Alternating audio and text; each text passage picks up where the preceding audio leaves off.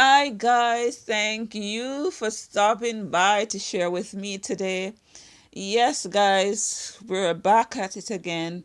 The Leaving Neverland document. Hi, guys. How are you doing today? Thank you for stopping to share with Julie today.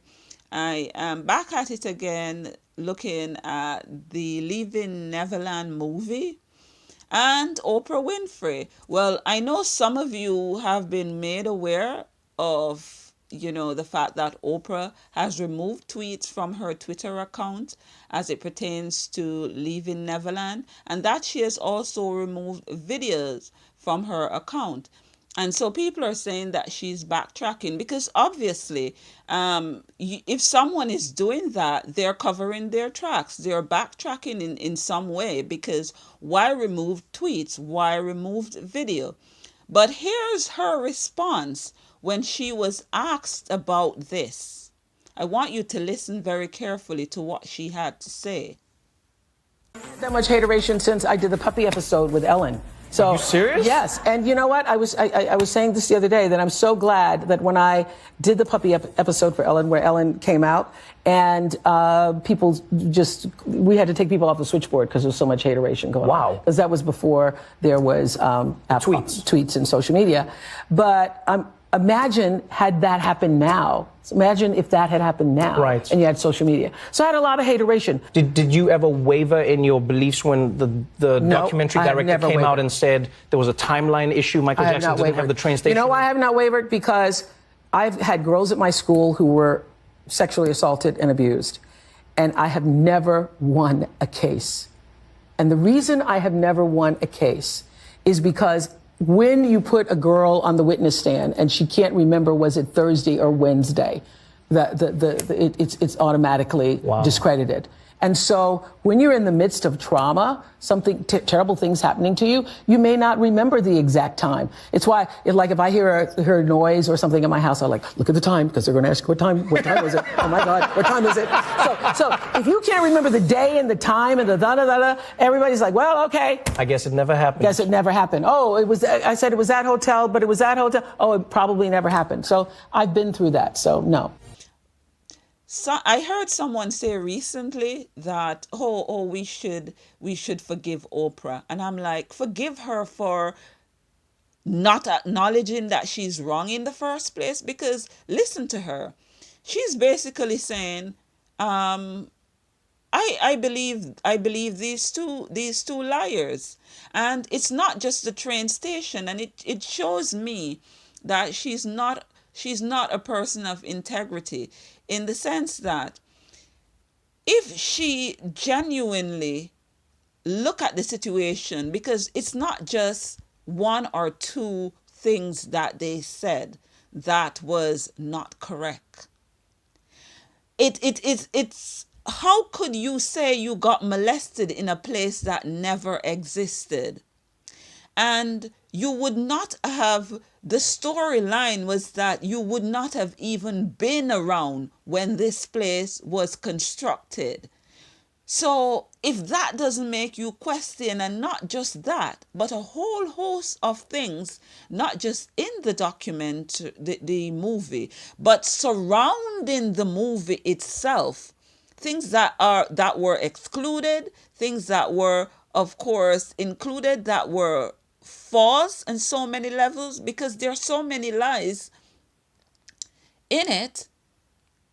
And the fact that these people obviously had a lawsuit against the Jackson estate, twice thrown out by the courts. Obviously money is involved. So what this tells me is this: Oprah, of course, doesn't care about Michael. She doesn't care about Michael's legacy. We know that. That's an established fact. She does not care, right? Maybe someone has called in a favor, and of course she gladly delivered, because why would she be on David Geffen's boat watching something like as disgusting as leaving Neverland on her birthday, right? And so this woman basically is willing to throw someone under the bus based on the words of two known liars. And it's so funny how things played out, because I get the feeling that if Michael was actually a white megastar, she would not have done this. She would not have touched him. She would not have touched him if that was the case. She would not have done it. And for me, I will not support anything that Oprah is involved in, because the fact that she was willing to throw Michael under the bus, she never even stopped for a moment to look at anything pertaining to his case. And I don't even think it's that she hasn't stopped to look at what's happening. I think she's very much aware of what's happening. I think she knew going in what she was doing. Someone said, as one person said, Oprah produced this documentary, this movie. She is an integral part of it. Don't be fooled. She's an integral part of this. She's an integral part of this. She's an instrument in this.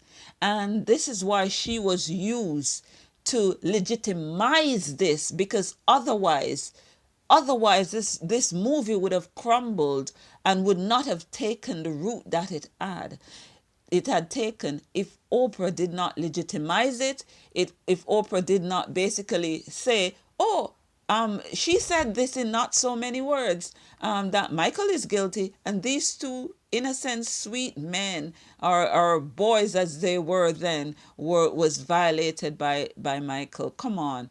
And she never even bat an eye, and knowing that what she's doing is wrong on so many levels. It is wrong.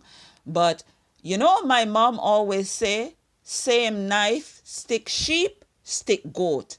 That means the same thing that you do to someone, sometimes it's the same thing that will play out in your life.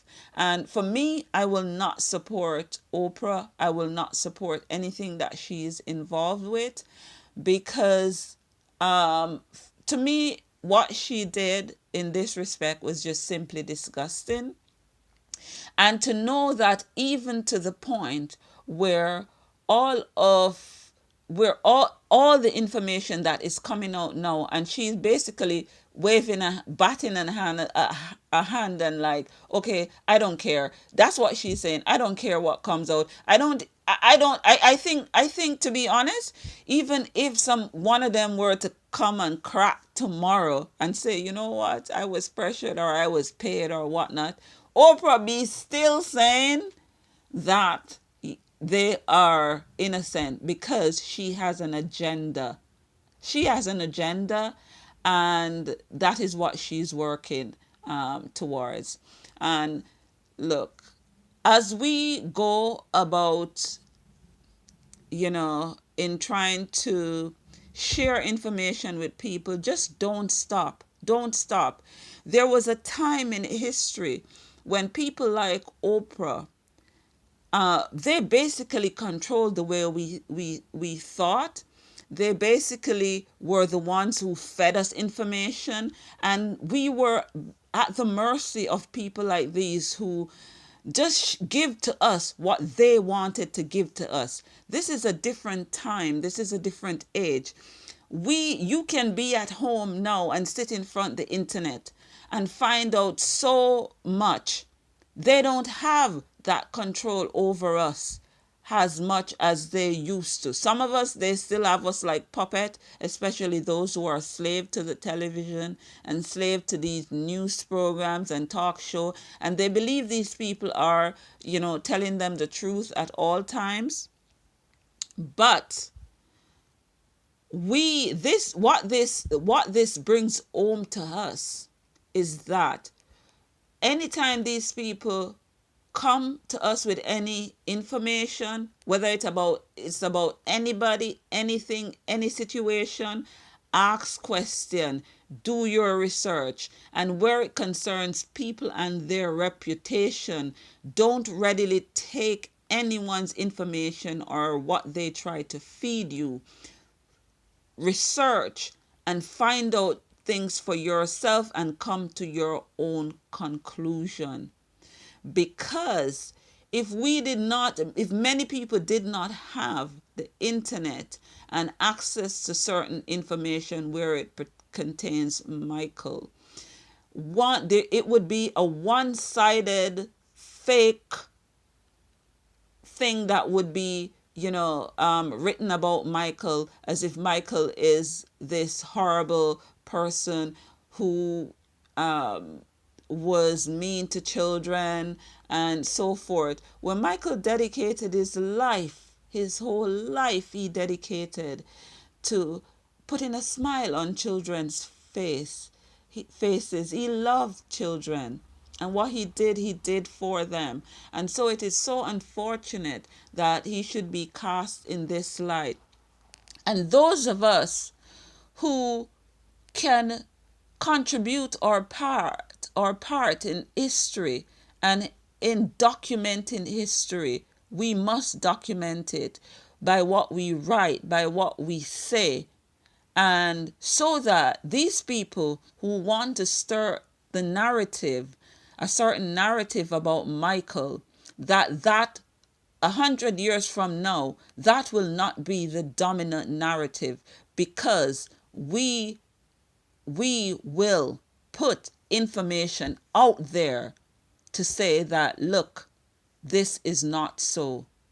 And so anyway, guys, I just wanted to, just touch on that, because some people are saying, oh, Oprah is backtracking and Oprah needs to apologize. And you know what? As I say, what goes around comes around. So Oprah, I mean, she can't expect that she thinks that she's untouchable, and she isn't, because even the very people that she worked with, the very people who she's doing her bidding for, she never know. She might never know when those very people may turn on her. So anyway, guys, have a fantabulous day. Let me know what you think below, guys. Okay, ta-ta.